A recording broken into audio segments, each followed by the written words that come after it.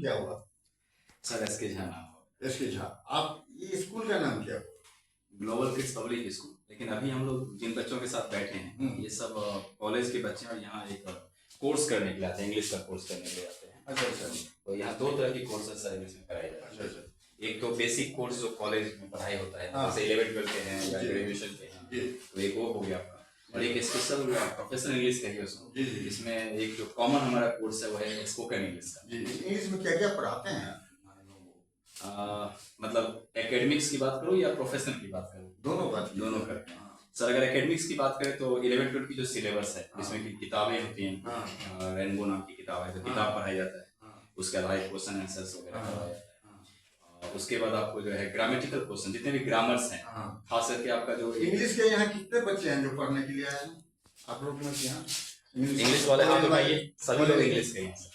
एक बात बताओ, इंग्लिश में फारूक को जानते हो? फारूक साहब को जानते हो? उनका भी इंटरव्यू चल रहा है, ये है फारूक साहब। क्या क्या पढ़ाई होता है इंग्लिश में?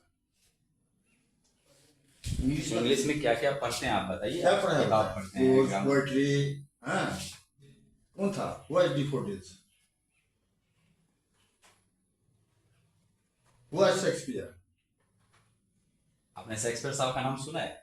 क्या सुने उनके? वो क्या है? कौन थे वो गायक थे, राइटर थे, ड्रामा नाटककार थे, नाटक लिखते थे, क्या लिखते थे? राइटर थे तो किस सेंस में थे? वो पोएम लिखते थे कि कहानी लिखते थे कि नाटक लिखते थे, ड्रामा लिखते थे, क्या लिखते थे? थोड़ा डरना छोड़िए और बोला करिए, बच्चे थोड़ा सा शर्म हो जाता है। तो मान लीजिए ठीक है, हाँ, तो कितने किताब होते हैं इंग्लिश के? ऑनर्स के भी बच्चे हो? नहीं, ऑनर्स वाला नहीं सर, ये 11वीं का बैच है सर, ये ऑनर्स वाला नहीं। एक बात बताइए कि यहाँ आते हो यहाँ पढ़ने के लिए कौन कौन सा विषय पढ़ते हो? इंग्लिश और ग्रामर। अच्छा, और अच्छा, ट्रांसलेशन। रिमूव टू जानते हो? Grammar remove to. अच्छा, अभी सर जो पढ़ाते हैं तो कलकत्ता से, उनका तो इंग्लिश हमने देख चुके हैं कि बहुत अच्छा है, पढ़ाने का भी सिलसिलेवार बहुत अच्छा है। इनसे क्या सीखे हो? कितना एडमिट हो अभी तक? कितना सीखे हो? कितने दिन से आ रहे हो तुम लोग यहाँ? आप लोग कितने दिन से आ रहे हैं? 1.5 साल। 11वीं पढ़ाई हो रहा है, 12वीं पढ़ रहे हैं। सर अभी मान लीजिए इस टाइप के बच्चे आपके साथ कितने जुड़े हुए?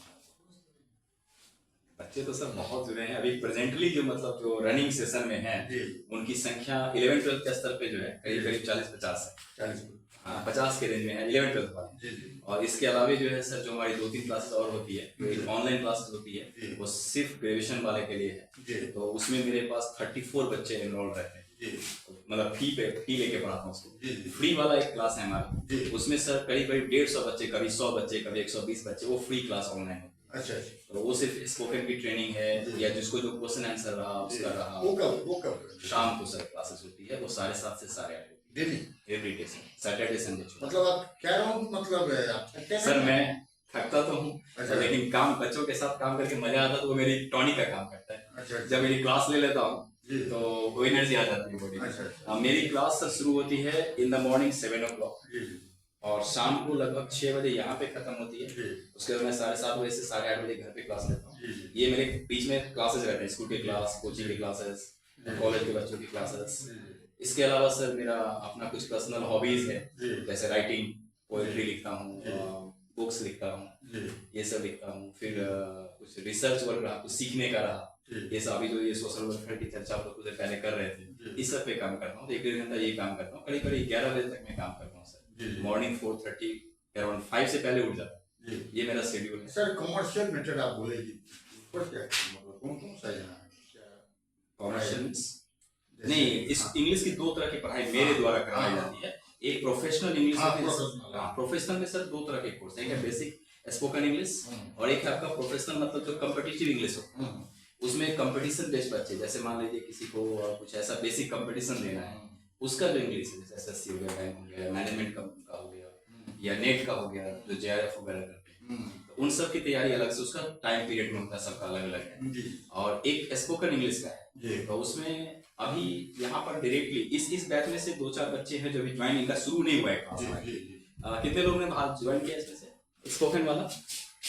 करीब 9-10 बच्चे हैं सर इस क्लास में जिन्होंने उसको अभी ज्वाइन किया। आप डिबेट भी करवाते हैं? नहीं, बहुत ज्यादा नहीं सर, डिबेट नहीं कराता हम लोग का। बच्चे को कभी डिबेट करवाइए। अब जैसे मानिए 2 बच्चे इधर 2 बच्चे इधर, तो सब्जेक्ट रखिए, दोनों में इंग्लिश में मान लीजिए, चाहे हिंदी में, चाहे जो भाषा। सर ये थोड़ी सी एक है हमारे यहाँ, क्योंकि हम लोग जिस क्षेत्र में रहते हैं वहाँ इंग्लिश को गवर्नमेंट को इस पर ध्यान देना चाहिए। मैं इसलिए नहीं कहता हूँ कि मैं इंग्लिश पढ़ाता हूँ, लेकिन आप भी अनुभव करोगे कि 10वीं क्लास तक इंग्लिश कुछ नहीं है और सीधे 11वीं मिला के 100 का नंबर डाल देते हैं। बिल्कुल सही। तो बच्चों को इंग्लिश के संग सौतेला भाई बहन वाला रिश्ता बन गया है, और उठ के बैठा हुआ है। मैं क्लास में भी ये बात बोलूँ, मैं अपने बारे में कह रहा हूँ, मैं अपने ही बारे में कह रहा हूँ। Yes sir. मैंने मैट्रिक में आकर के इंग्लिश सीखा, और इंग्लिश मैंने जब टाइम्स ऑफ इंडिया ज्वाइन की, वहाँ मेरा इंग्लिश समझ आया। तो मैं अपना क्लियर कर रहा हूँ, बिल्कुल। उससे पहले मेरा इंग्लिश 0 था, 0/0। तो यहाँ एक चीज मैं बच्चों से भी कहता हूँ, आपके माध्यम से मैं सभी को जो भी हमारे व्यूअर होंगे उनको कहना चाहूंगा, देखिए सीखने का कोई एज नहीं होता। हाँ, और कोई चीज नहीं आना खराब नहीं, ये चीज हमेशा ध्यान रखिए। आपको नहीं आता क्योंकि आपने सीखा नहीं, आप सीखोगे तो आपको आ जाएगा, ये बिलीव रखना। कोई इसमें शर्माने की बात नहीं है। मैं अपने बोला कि मैट्रिक तक मैं इंग्लिश नहीं जानता था। इन लोगों का भी सर वही हाल था, क्योंकि इनके पास पढ़ाई नहीं है। हाँ, 1-2 बच्चे अगर इंग्लिश मीडियम बैकग्राउंड से होंगे। दूसरा चीज है कि यहाँ पारिवारिक बेस हम लोग का इंग्लिश नहीं है। मेन चीज है कि जैसे मान लीजिए जो इंग्लिश बोलने वाला परिवार, माहौल नहीं है हमारे पास, माहौल नहीं, सर्कमस्टेंस नहीं, वहाँ समझिए कि ऑटोमेटिक इंग्लिश लोग सीख जाता है। बिल्कुल। इसको उठा के अगर हम इंग्लैंड भेज दें तो 6 महीना बाद आएगा तो ऐसा इंग्लिश बोलेगा कि हम लोग को समझ नहीं आएगा। इंग्लिश बोल रहे हैं तो बिकॉज उनको ऐसा एक्सपोजर मिला, उनको ऐसा एनवायरनमेंट मिला कि हमको जो है इस तरह का चीज। अपने यहाँ भी दक्षिण में चेन्नई जाइए, दक्षिण भारत, हाँ दक्षिण जाइए, वहाँ भी बहुत सारे ऐसे लोग हैं जो पढ़े लिखे नहीं है लेकिन फिर भी इंग्लिश अच्छे बोलते हैं। तो इंग्लिश बोलना एक स्किल है, ऐसा कुछ नहीं है कि हम और आप लिखना नहीं जानेगा बढ़िया, लेकिन बोलना जानेगा। आता नहीं, पढ़ नहीं सकता है लेकिन बोल ले रहा है, बातचीत कर ले रहा है। जैसे सर हिंदी की बात करते हैं, हम लोग हिंदी बोलते हैं, क्या हम लोग को पूरा व्याकरण आता है? शायद नहीं आता, लेकिन हम लोग हिंदी बोलते हैं। वैसे इंग्लिश भी है। सर यहाँ मान लीजिए आप हमारे चैनल के माध्यम से और बच्चे को क्या संदेश देना चाहते हैं? सर मैं सबसे पहले तो एक टीचर होने के नाते आप भी हैं, आप बहुत श्रेष्ठ हैं। मैं सबसे पहला बात ये कहना चाहता हूँ, रिजेक्टेड पर्सन है आप तो क्या? नहीं सर, आप बहुत श्रेष्ठ हैं, आपके अनुभव का कीमत है और हम लोग आपसे हमेशा मार्गदर्शन लेते रहेंगे। ये मेरा सौभाग्य है कि मैं आपके पास बैठा हूँ, मैं अपने आप को बहुत सम्मानित महसूस कर रहा हूँ, रियली फीलिंग ऑनर्ड कि आपके साथ बैठा हूँ। ये मेरे लिए सम्मान की बात है। मैं सर आपकी अनुमति से एक चीज बच्चों से कहना चाहता हूँ, सभी बच्चों से कहना चाहता हूँ कि देखिए जिंदगी में आप कुछ भी करिए, अपनी नॉलेज को अपनी संपत्ति बनाइए और जितनी ज्यादा आप नॉलेज इकट्ठा कर सकते हैं वैसा पढ़ाई कीजिए। नंबर वाला पढ़ाई मत कीजिए, नंबर के पीछे बिल्कुल 100%। क्वालिटी बढ़ाइए, अपनी क्वालिफिकेशंस बढ़ाइए, अपने स्किल्स बढ़ाइए और जब जब मौका मिले कुछ अच्छा सीखने का वो सीखिए, क्योंकि आपका संपत्ति लोग चुरा के ले जाएगा लेकिन ये वाला संपत्ति जो दिमाग के अंदर है कोई नहीं लेके जाएगा। पहली बात ये। दूसरी बात सर, जो ये कोर्सेज की चर्चा कर रहे थे तो थोड़ा सा मैं अपने बारे में बताना चाहता हूँ कि अगर हमारे कोर्सेज की बात करें सर तो बहुत ही अफोर्डेबल मैंने प्राइसेस रखे, बहुत ही अफोर्डेबल रखे। जैसे इंग्लिश ये जो क्लासेस होती है 11-12 की क्लास होती है, ये तकरीबन 3500 का कोर्स है एक साल का। उसमें भी जो है बच्चे अपनी इच्छा से देते हैं, कुछ ज्यादा भी देते हैं, कुछ कम भी देते हैं, कुछ नहीं है। और एक कोर्स जो मैं अभी आपको स्पोकन की बात कर रहा था, ये अभी काफी डिमांडिंग भी है। इसका मैं हमारे जो बच्चे स्कूल के हैं जो यहाँ से करवा रहे हैं उनको मैंने 3900 करवाया है विद डिस्काउंट। उसमें सर साइकिल भी फ्री है, इन सबको कंप्लीट करने के बाद साइकिल भी मिलेगा। लेकिन वैसे उसका नॉर्मल चार्ज सर 5400 रुपया है। 5400 रुपया जो बाहर के कोई भी लोग हैं वो कर सकते हैं, उनके लिए साइकिल फ्री नहीं है। ठीक है, ये स्पेशल 100 बच्चों के लिए था। तो हमारे स्कूल के कुछ बच्चे थे, कुछ ये लोग थे, 3 लोगों के लिए मैंने उसका अरेंजमेंट करवा दिया है। तो अगर कोई चाहते हैं तो इस तरह से हम लोग से हेल्प ले सकते हैं जी, बहुत हम अवेलेबल रहेंगे। बहुत बहुत धन्यवाद सर, बस उसको काटो। ठीक, तो यही चीज है।